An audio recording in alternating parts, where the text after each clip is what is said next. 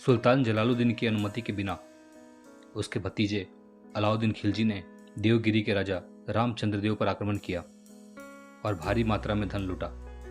इससे जलालुद्दीन खिलजी बहुत नाराज हुआ और अपने भतीजे से मिलने निकल पड़ा। दोनों की मुलाकात अवध में हुई। अपने चाचा को लूटे हुए धन को लौटाने के बहाने गले मिलते समय अपने विश्वास पात्रों की सहायता से अलाउद्दीन खिलजी ने उसकी हत्या कर दी। सुल्तान जलालुद्दीन के कटे हुए सर से अभी खून निकल ही रहा था कि अलाउद्दीन खिलजी ने अपने आप को सुल्तान घोषित कर दिया। हेलो दोस्तों, स्वागत है आप सबका। दोस्तों, अगर अभी तक आपने इस चैनल को सब्सक्राइब नहीं किया है तो प्लीज़ सब्सक्राइब कर लें और बेल आइकन पर क्लिक करें ताकि मेरे आगे आने वाली वीडियोस के बारे में आपको पता चलता रहे। दोस्तों, बात करते हैं अलाउद्दीन खिलजी के बारे में। अलाउद्दीन खिलजी का असली नाम गुरशास्प उर्फ जूना खान खिलजी था। उसके जन्म के बारे में इतिहासकारों में एक राय नहीं है।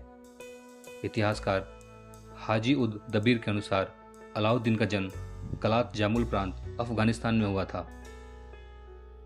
दोस्तों, इसके पिता का नाम साहिबुद्दीन मसूद था, जो कि खिलजी राजवंश के पहले सुल्तान जलालुद्दीन फिरोज खिलजी का भाई था। इसी नाते अलाउद्दीन खिलजी जलालुद्दीन का भतीजा था। बचपन से ही अलाउद्दीन को अच्छी शिक्षा नहीं मिली, लेकिन वह एक शक्तिशाली योद्धा बनकर सामने आया। दोस्तों, अलाउद्दीन खिलजी के पिता की मृत्यु के बाद चाचा जलालुद्दीन खिलजी ने अलाउद्दीन खिलजी को बिल्कुल अपने बेटे की तरह पाला पोसा। यहाँ तक कि उसने अपनी बेटी का विवाह भी उससे करवा दिया। दोस्तों, जैसा कि मैंने अपने पिछले वीडियो में बताया है, जब जलालुद्दीन सुल्तान था तब मलिक छज्जू, जिसने कड़ा मानिकपुर में विद्रोह कर दिया और खुद को वहां का सुल्तान घोषित कर दिया था। जलालुद्दीन ने इसे हराया, किंतु इसे माफ कर दिया और अपने भतीजे अलाउद्दीन खिलजी को वहां का सूबेदार बना दिया। दोस्तों, लेकिन मलिक छज्जू ने अलाउद्दीन खिलजी को जलालुद्दीन के खिलाफ भड़काना शुरू किया।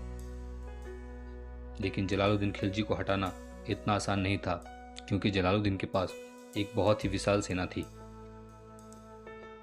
दोस्तों, 1293 ईस्वी में अलाउद्दीन ने जलालुद्दीन का विश्वास जीतने के लिए भिलसा में लूटपाट की और लूटा हुआ सारा धन जलालुद्दीन को दे दिया। इससे जलालुद्दीन बहुत खुश हुआ। दोस्तों, अलाउद्दीन ने 1296 में अगला लूटपाट जलालुद्दीन खिलजी के जानकारी के बिना देवगिरी में की और लूटपाट के बाद दिल्ली आने के बजाय कड़ा मानिकपुर चला गया। इससे जलालुद्दीन नाराज हुआ और उससे मिलने के लिए खुद निकल पड़ा। दोस्तों, दोनों की मुलाकात अवध में हुई। सुल्तान से माफी मांगने और लूटे हुए धन को सौंपने के बहाने गले मिलते समय अलाउद्दीन ने अपने विश्वास पात्र इख्तियारुद्दीन हुद की सहायता से जलालुद्दीन खिलजी की गला काटकर हत्या कर दी और खुद सुल्तान बन गया।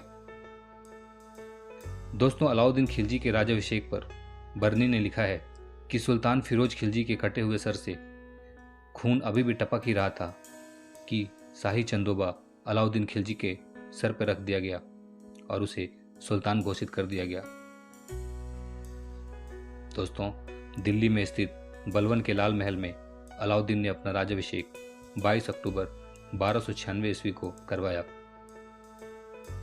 दोस्तों, राजा बनने के बाद अलाउद्दीन खिलजी ने अपने राज्य की सीमाओं को बढ़ाना शुरू किया और अपने आप को सिकंदर द्वितीय की उपाधि दी।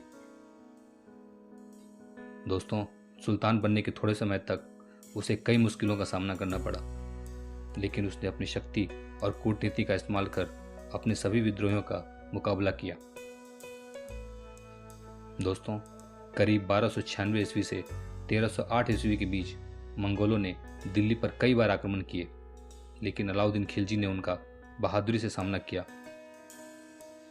उसने 1298 ईस्वी में जलंधर की लड़ाई, 1299 ईस्वी में किली की लड़ाई, 1305 ईस्वी में आमरोह की लड़ाई, 1306 ईस्वी में रवि की लड़ाई और 1308 ईस्वी में अफगानिस्तान की घाजनी की लड़ाई में मंगोलों को हराकर जीत हासिल की। दोस्तों, अलाउद्दीन ने मंगोलों को भारत में टिकने नहीं दिया। दोस्तों, 1298 ईस्वी में अलाउद्दीन ने उगुल खां और नुसरत खां को गुजरात विजय के लिए भेजा। वहां के राजा कर्णदेव और अलाउद्दीन की सेना के बीच भयंकर युद्ध हुआ। इस युद्ध में कर्णदेव की हार हुई। दोस्तों, युद्ध में जीत के बाद अलाउद्दीन के सैनिकों ने सूरत, सोमनाथ और कैम्बे पर आक्रमण किया और जमकर लूटपाट की। दोस्तों, 1299 ईस्वी में अलाउद्दीन ने जैसलमेर पर आक्रमण किया। दोस्तों, इस जगह पर अलाउद्दीन की सेना के कुछ घोड़ों को छीन लिया गया था। इस वजह से जैसलमेर के दूदा और उसके सहयोगी मित्र तिलक सिंह को 1299 ईस्वी में हराया और जैसलमेर को अपने अधीन कर लिया। दोस्तों, इसके बाद 1303 ईस्वी में अलाउद्दीन ने चित्तौड़ पर आक्रमण किया। उस समय मेवाड़ के शासक राजा रतन सिंह थे और उनकी राजधानी उस समय चित्तौड़ थी। दोस्तों, चित्तौड़ का किला बहुत ही सुरक्षित स्थान पर और बहुत ही मजबूत था, इसलिए खिलजी की नज़र उस पर थी। लेकिन कुछ किताबों के अनुसार अलाउद्दीन खिलजी चित्तौड़ के राजा रतन सिंह की रानी पद्मावती की सुंदरता पर मोहित था और रानी को पाने के लिए उसने चित्तौड़ पर आक्रमण किया। लेकिन इस आक्रमण में राजा रतन सिंह की मृत्यु हो गई और जब तक अलाउद्दीन खिलजी महल में रानी पद्मावती तक पहुंचता, उससे पहले पद्मावती ने बाकी सभी रानियों और पूरे महल की स्त्रियों के साथ महल में ही जौहर कर लिया। दोस्तों, जौहर अपने आप को आग में समर्पित कर लेने को कहा जाता है। लेकिन कुछ इतिहासकारों के अनुसार पद्मावती की कहानी काल्पनिक है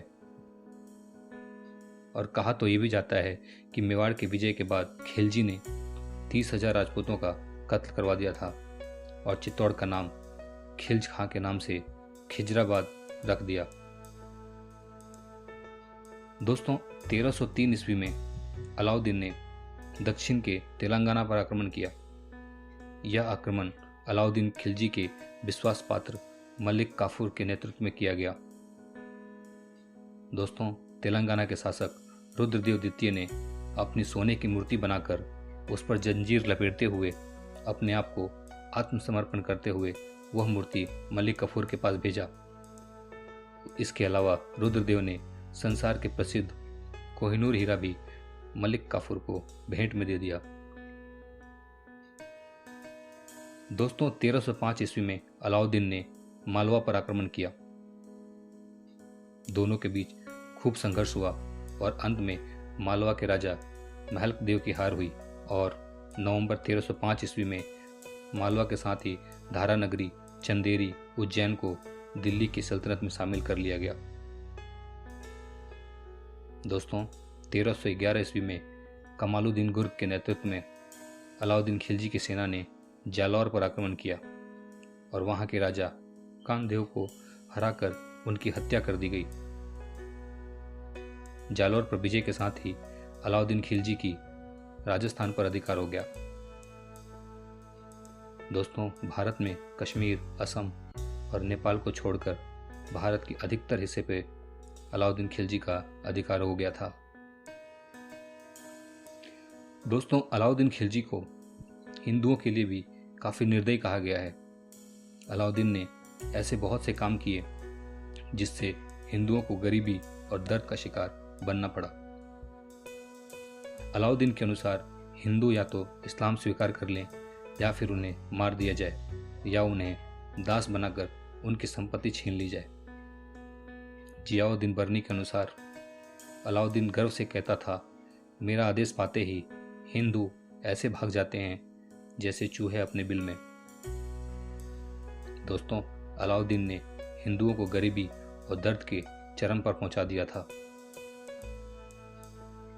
दोस्तों, अपने अंतिम दिनों में अलाउद्दीन खिलजी को बहुत से मुसीबतों का सामना करना पड़ा। अलाउद्दीन खिलजी अपने जीवन के अंतिम दिनों में बहुत बीमार हो गया था। यह भी कहा जाता है कि अंतिम समय में अलाउद्दीन खिलजी को कोढ़ हो गया था। इस बीमारी के चलते दिल्ली सल्तनत और सत्ता की सारी शक्ति उसके विश्वास पात्र गुलाम मलिक काफूर के हाथ में आ गई थी। इतिहासकार बर्नी के अनुसार अलाउद्दीन की मृत्यु स्वाभाविक नहीं थी, बल्कि मलिक कफूर ने अलाउद्दीन खिलजी की हत्या की थी। दोस्तों, अलाउद्दीन खिलजी की मृत्यु के बाद मलिक कफूर ने अलाउद्दीन के छोटे बेटे शिहाबुद्दीन को सिर्फ नाम मात्र का सुल्तान बना दिया, लेकिन सल्तनत की सारी शक्ति मलिक कफूर ने अपने हाथ में ही रखी थी। दोस्तों, आपको ये वीडियो कैसा लगा कमेंट बॉक्स में लिख के ज़रूर बताएं, और अगर आपको ये वीडियो पसंद आया हो तो प्लीज़ लाइक और शेयर करना ना भूलें।